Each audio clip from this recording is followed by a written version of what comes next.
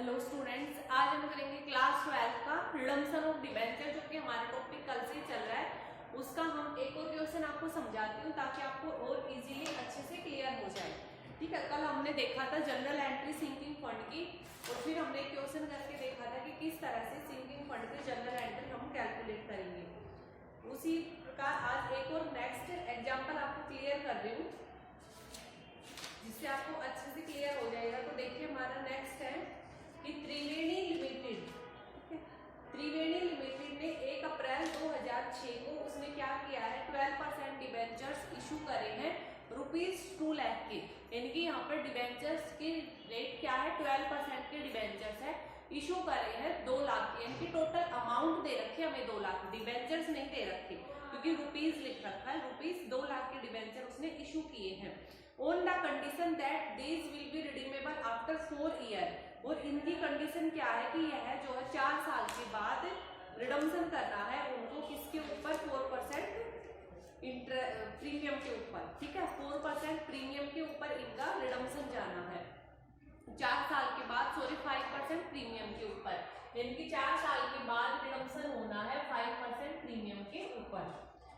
It has been decided to set up a sinking fund for this purpose. इस purpose के लिए उसने decide किया है कि वह एक सिंकिंग फंड ओपन करेगा। सिंकिंग फंड की टेबल दिखा रही है कि 0.235490, ठीक है, 235490 invested in 4% securities will be amount to 1 in 4 year. अगर हम इस पैसे को 4% रूप से इन्वेस्ट करें, यानी कि इंटरेस्ट 4% का अगर हमें इंटरेस्ट मिलेंगे, तब जाके ये पैसे जो है ₹1 बनेगा कितने सालों में, 4 साल में। यानी कि 4 साल के बाद ये ₹1 हो जाएगा।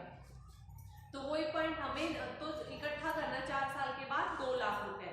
तो हम उस 2 लाख को आज से कितनी अमाउंट उसकी इन्वेस्ट करें, तो उस 2 लाख को हमें मल्टीप्लाई करना 0.235490 के साथ। तो हमें पता चल जाएगा कि हमें हर साल कितनी बचतें करनी है। उसके बाद है investment work made in multiply of 100 only. और जो इन्वेस्टमेंट करना वो 100 के मल्टीप्लाई में इन्वेस्ट करना है, यानी कि हम उसको पॉइंट में नहीं ले सकते कि 497, 499 या 480 ऐसे हो गया। 100 के मल्टीप्लाई में हमने उसको इन्वेस्ट करना है पैसे को। उसके बाद है on 31 March 2010 the balance at bank was 60,000। और 31 मार्च 2010 को, यानी कि 2006 को हमने इशू किए था, 6 में 4 साल के बाद रिडम्पशन कर रहे हैं, यानी कि 10 में।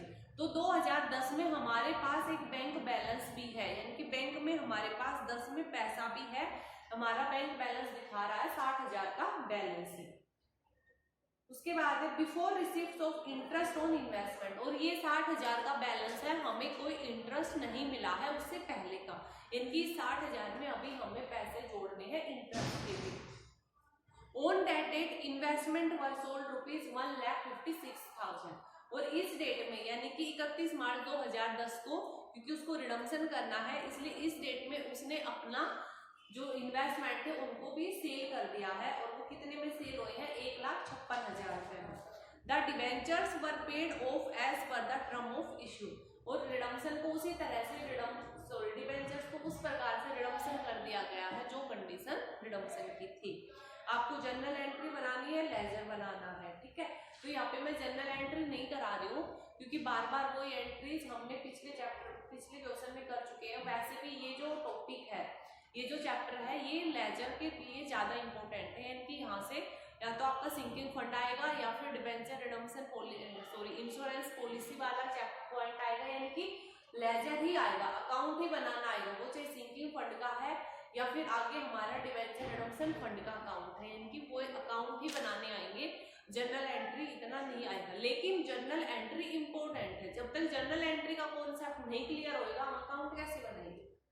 इसलिए एंट्री, जनरल एंट्री वही है कि पहले प्रॉफिट एंड लॉस से पैसे लो, इन्वेस्ट करो, फिर इंटरेस्ट आएगा, फिर उसको भी फंड में डाल दो, फिर दोनों पैसों को उठाओ, फिर इनकी वही जनरल एंट्री घूमती जानी है।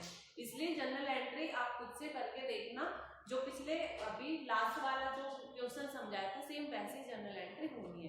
तो मेन हम यहाँ पे अकाउंट बनाएंगे। तो हमारा सबसे पहला बन जाएगा अकाउंट सिंकिंग फंड अकाउंट। तो देखिए आप इस ये हमारा सबसे पहले हम ये बनाएंगे सिंकिंग फंड अकाउंट, ठीक है। आप उस साइड अभी मत देखना, इससे इधर ये दूसरा पोर्शन है, आप इधर देखिए। सिंकिंग फंड अकाउंट बनाना है। हमने देखिए 1 अप्रैल हमने इशू करे थे डिवेंचर्स कब, 1 अप्रैल 2006 में। तो उस 6 का एंड हो जाएगा 31 मार्च 2007 में। तो साल के एंड में हमने क्या किया, अपना प्रॉफिट में से हिस्सा लेंगे। तो कितना हिस्सा लेंगे, 2 लाख को 1235490 के साथ मल्टीप्लाई करेंगे। और जब मल्टीप्लाई करेंगे तो हमारा जो भी आएगा वो आ जाएगा 49,453, ठीक है। 49,453 से हम क्या करेंगे, अपने फंड में डाल देंगे।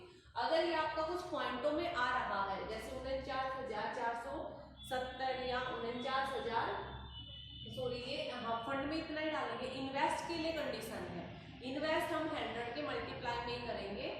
अभी यहाँ से तो हम इतने पैसे प्रॉफिट एंड लॉस से लेंगे। तो हमने 2 लाख से जैसे मल्टीप्लाई करा, हमारा इतना आ गया अमाउंट। अब देखिए इस पैसे को इस साल में तो कुछ करना ही नहीं है, जो भी बैलेंस था उसको बैलेंस शीट खत्म। अगली बार 2007 में 1 अप्रैल में तो ये बैलेंस आ गया हमारे पास 49,453।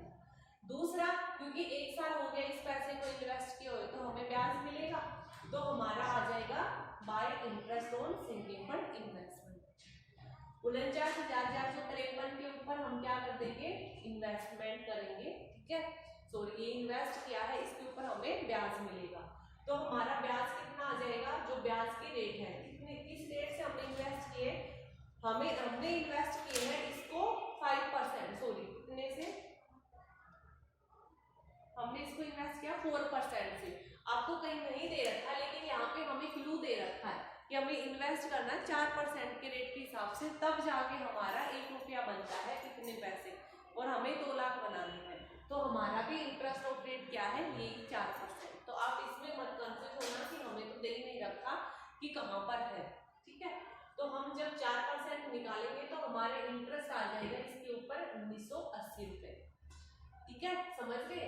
उसके बाद इस साल का एंड, मार्च का एंड, फिर से हम प्रॉफिट एंड लॉस में से पैसे लेंगे जो फिक्स है 49,453। जैसे पिछला किया था सेम वैसा ही चलेगा। अभी आ गया, ये टोटल हो गया, इसको फिर बैलेंस में डाल दिया, हो गया।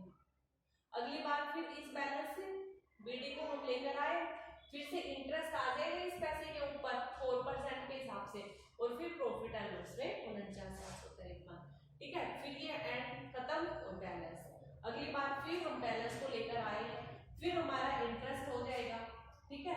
उसके बाद फिर से हमने प्रॉफिट एंड लॉस से कुछ पैसा लिया है जो कि है 49,453, लेकिन यहाँ पे हमने 49,449 क्यों लिया, इसका वो ही रीजन है जो हमने लास्ट में पढ़ा था, यानी कि यहाँ पे लास्ट ईयर में, आखिरी वाले साल में हम कितना पैसा लेंगे प्रॉफिट एंड लॉस से, उसकी एंट्री आप पहले एक बार फंड इन्वेस्टमेंट बना लेना, वहां से हमें पता चल जाएगा, ठीक है। तो उसके बाद हमारा हो जाएगा सिंकिंग फंड इन्वेस्टमेंट अकाउंट। देखिए अब ये क्या आए हैं, ये भी आपको लास्ट में पता चलेगा जब हम इन्वेस्टमेंट का अकाउंट बना लेंगे, ठीक है। तो अभी हम सिर्फ यहीं तक करते हैं जो कि लास्ट वाले लेक्चर में था, तो वैसे ही ये इधर की 2 एंट्री, इधर की 2 एंट्री हम बाद में आएंगे, पहले इस पे आते हैं हम लास्ट में, ठीक है। अभी भी आपको यहाँ से भी पता चल जाएगा, लेकिन जब वहां से आएंगे तो आपको इजीली क्लियर हो जाएगा कि क्या कॉन्सेप्ट है। तो सबसे पहले देखिए इन्वेस्टमेंट, हमारा इन्वेस्टमेंट जो हमने फंड में पैसा डालेंगे वो इन्वेस्ट करेंगे। तो फंड में हमने 49,453 डाले थे, लेकिन वो कह रहा है कि इन्वेस्ट आपको मल्टीप्लाई में करने 100 वाले में, ठीक है। तो हमें लास्ट में 2 जीरो चाहिए, 100 का मल्टीप्लाई तभी बनेगा।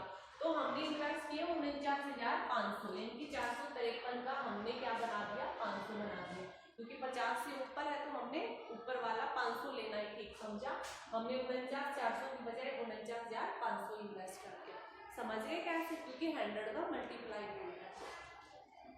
ये बैलेंस सीडी, अगली बात फिर बैलेंस सीडी आ जाएगा, और फिर टू बैंक अकाउंट, यानी कि हमने फिर से क्या किया है, 31 मार्च 2008 को फिर से हमने इन्वेस्ट किया है। कितना इन्वेस्ट किया है, एक तो ये इंटरेस्ट था और एक ये प्रॉफिट एंड लॉस का अमाउंट था, ठीक है। तो जब आप इसका टोटल करोगे तो फिर से आपको कुछ एक मिलेगा टुकड़ों में, यानी कि 53, फिर से एंड में आपको 53, 57, 56 ऐसा आएगा। हमें सिर्फ मल्टीप्लाई 100 में लेना है, तो आप वो लास्ट को जैसे यहाँ पे 453 का हमने 500 लिखा है, उसी तरह से इसका भी हमें इस तरह से बनाना है कि 100 का मल्टीप्लाई है, तो इसलिए हमने 51,400 लिया है। ठीक है, जैसे यहाँ पर था। इसका जब हम टोटल करेंगे इस महीने का ब्याज और इस महीने इस साल का प्रॉफिट जो सिंकिंग फंड से, इन दोनों को ही तो लेके इन्वेस्ट करते हैं, तो इस बार हमने इन्वेस्ट कर दिया। बस इस बार थोड़ा सा ध्यान रखना कि मल्टीप्लाई को 100 का इन्वेस्ट कर दिया। अगले साल फिर से क्या हो गया, इसका टोटल बैलेंस को अगले बार यहाँ पर ले आए। ठीक है, उसके बाद इस बार फिर से इन्वेस्ट कर दिया, फिर से कितना इन्वेस्ट हो गया, एक तो ये और एक ये। ठीक है, जैसे लास्ट वाले में किया था डिटो वैसे ही हमने फिर से इन्वेस्ट कर दिया 53,500 का, यानी कि इंटरेस्ट जो मिलता रहेगा वो, और प्लस में इस साल का प्रॉफिट एंड लॉस। ठीक है, तो इस महीने का इस साल का इंटरेस्ट, ठीक है, टोटल के ऊपर जो मिला, और प्लस में प्रॉफिट एंड लॉस का जो पैसा हमने डाला है फंड में वो, तो उसका हमारा बन जाएगा 53,500।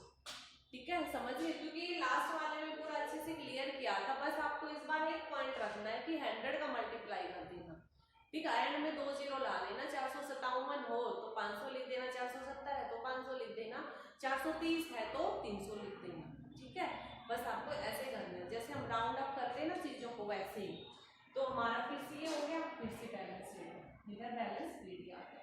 अब देखिए 2010 के 31 मार्च को वो कह रहा है कि हमने उनको बेच दिया इन्वेस्टमेंट को, इनकी ये इन्वेस्टमेंट अकाउंट है, इनकी इन इन्वेस्टमेंट को हमने बेच दिया तो क्या एंट्री हो जाएगी, bank account debit to sinking fund investment account credit, तो इसके क्रेडिट में आ जाएगा बाय बैंक अकाउंट। कितने से बेच दिया, 15,600 रुपए से, क्या 1,56,000 है, 1,56,000 के, क्योंकि 2 लाख का तो चाहिए था हमें। ठीक है, तो 1,56,000 की हमने ये सेल कर दी। हमारा बैलेंस शीट आ रहा है 1,54,400। हमने देखा है कि अभी तक हम ना पैसे तो हमने सिर्फ 1,54,400 लगाए हैं, और वो चीज बिक गई 1,56,000 में, इसका मतलब हमें तो फायदा हो गया। ठीक है, कितने का फायदा हो गया, जो डिफरेंस है वो ये साइड ज्यादा है ये कम है, कितने 1,600 से, तो 1,600 का हमें क्या हो गया, प्रॉफिट हो गया। और ये प्रॉफिट किसके ऊपर हुआ, फंड के ऊपर, जो सिंकिंग फंड इन्वेस्ट किया वो, तो हमने इस प्रॉफिट को ट्रांसफर कर दिया सिंकिंग फंड पे। समझ गए, तो एक ये पॉइंट है। अगर लॉस होता तो इधर डाल देते, तब भी ये सिंकिंग फंड में ट्रांसफर होता। ठीक है, तो हमारे प्रॉफिट हुआ 1,600 का, हमने फंड में डाल दिया, अकाउंट हमारा क्लोज, तो ये आपका सिंकिंग फंड इन्वेस्टमेंट क्लोज। अब इस 1,600 को ले आएंगे, देखिए यहाँ पे सिंकिंग फंड हमारा इधर, यानी कि जनरल एंट्री के हिसाब से क्या एंट्री होगी, sinking fund investment account debit to sinking fund, क्योंकि इन्वेस्टमेंट के डेबिट साइड में है ये। ठीक है, तो इनकी डेबिट क्या है, सिंकिंग फंड इन्वेस्टमेंट डेबिट है, और ये क्रेडिट है, तो इनकी सिंकिंग फंड की क्रेडिट में आ जाएगा क्या, बाय सिंकिंग फंड इन्वेस्टमेंट, क्योंकि ये जो 1,600 है इसकी जनरल एंट्री हम कैसे करेंगे, इस 1,600 की जनरल एंट्री ऐसे तो होगी, sinking fund investment account debit to sinking fund account credit 1,600। तभी तो हमारा इन्वेस्टमेंट के डेबिट में हमने 1,600 लिखे सिंकिंग फंड के साथ, और इसीलिए सिंकिंग फंड के अकाउंट में हम 1,600 क्रेडिट में लिख देंगे, किसके साथ, सिंकिंग फंड इन्वेस्टमेंट के साथ, यानी कि इस फंड को जो बाहर इन्वेस्ट किया था हमें 1,600 का लाभ हो गया। ठीक है, तो आपको सिंकिंग फंड में लाभ इस साइड में लिखना है। सिंकिंग फंड तो कैसा है, जो प्रॉफिट एंड लॉस अकाउंट होता है उसी नेचर का है, तो प्रॉफिट एंड लॉस में हमें जब लाभ होता है तो क्रेडिट साइड में लिखते हैं ना, उसी तरह से सिंकिंग फंड में लाभ है, सिंकिंग फंड को बाहर इन्वेस्ट करने से हमें लाभ हुआ तो हमने लाभ को क्रेडिट में लिखते हैं। कितना लाभ हुआ ये तो हमें यहीं से पता चलेगा, यानी कि हम पहले नहीं लिख सकते, हम जब इन्वेस्ट अकाउंट बनाएंगे तब हमें पता चलेगा। तो हमें लाभ हुआ 1,600 का लिख दिया। ठीक है, ये साइड हमारी कंप्लीट। ओके, उसके बाद देखिए जब आप देखोगे कि हमें कितना पैसा चाहिएगा, हमें चाहिएगा 2 साल के बाद 2 लाख का, एक हमारा ये था प्रीमियम के ऊपर 5% प्रीमियम के ऊपर 2,10,000, 2,10,000 हमें पैसा चाहिए था टोटल रिडम्पशन करने के लिए। ठीक है, तो अब देखिए जो हमें पता है कि 2,10,000 जो भी हमें रिडम्पशन करना होता है उसका सारी अमाउंट हम इकट्ठा करते हैं, ठीक है, और उसको हम डाल देते हैं जनरल रिजर्व में।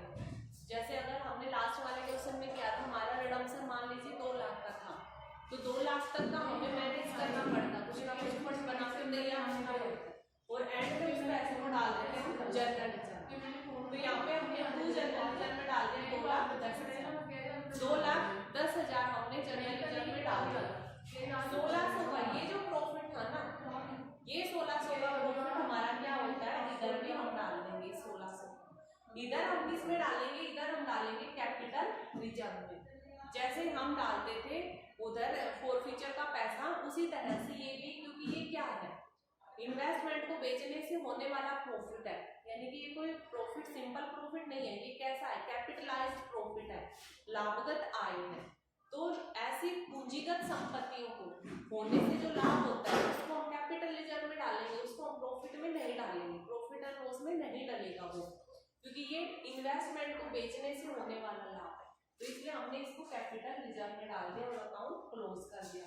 तो 1600 ये वाले कैपिटल रिजर्व में आ गए। जनरल रिजर्व में टोटल अमाउंट जो हमें चाहिए थी 5 साल के बाद, 4 साल के बाद 2,10,000 वो हमने डाल दी, और इधर का टोटल इक्वल। तो ये हमारा सिंकिंग फंड अकाउंट और ये हमारा सिंकिंग फंड इन्वेस्टमेंट अकाउंट।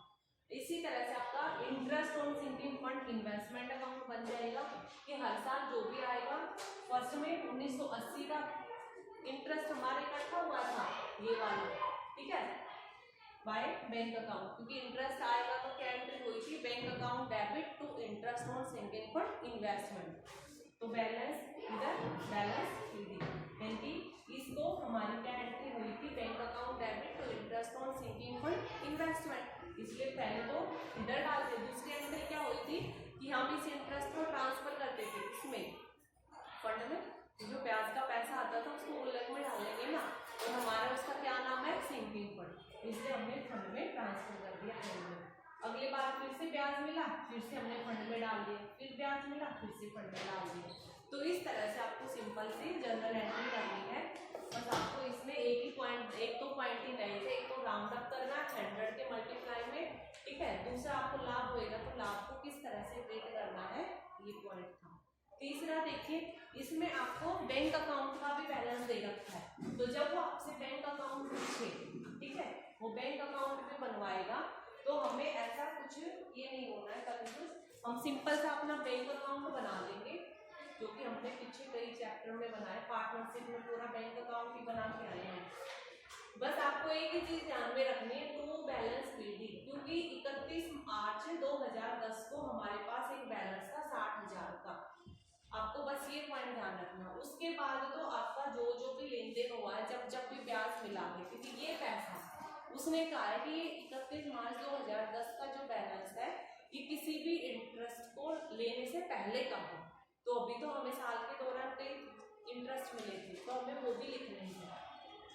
तो सबसे पहले to interest on sinking fund investment account, ठीक है, 6,176 एंड में 6,176, 31 मार्च का इंटरेस्ट, लास्ट का ईयर 6,176 था ब्याज, और ये ब्याज जो है 31 मार्च वाला ये इंटरेस्ट लेने से पहले का है, यानी कि इसमें अभी इस साल का ब्याज ऐड नहीं है, तो हमने अलग से ऐड कर दिया।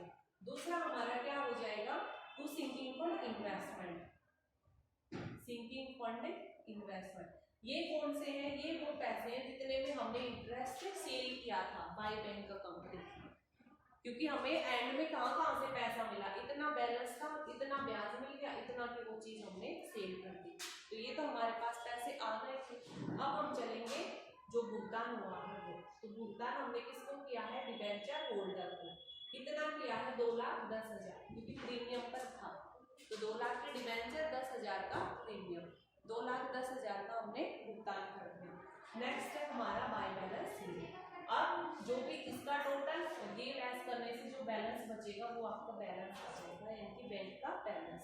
तो इस तरह से आपको आपके सिंकिंग फंड के क्वेश्चन करने, सिंपल सा आपको मेन आना चाहिए sinking fund account, sinking fund investment account और बैंक अकाउंट, ठीक है, बाकी तो आपके सिंपल से है। नेक्स्ट में आपका आ जाएगा इंश्योरेंस पॉलिसी मेथड, जिस तरह से हम